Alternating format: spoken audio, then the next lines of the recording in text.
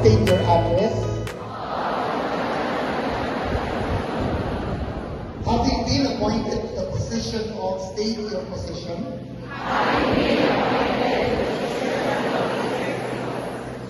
Hereby solemnly swear that I will faithfully discharge to the best of my ability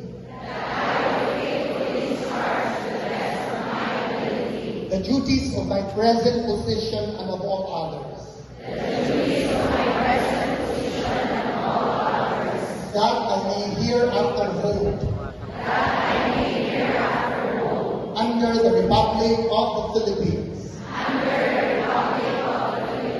That I will bear true faith and allegiance to the same.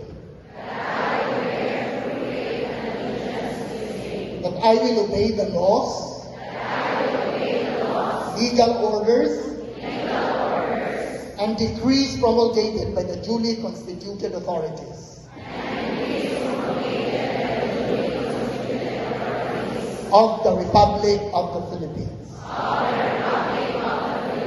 And that I impose this obligation upon myself voluntarily.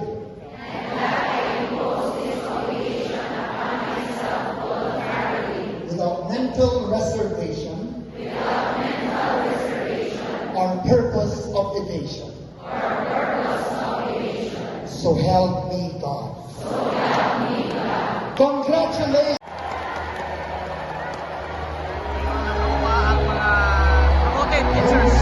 Sabi mga kalipay.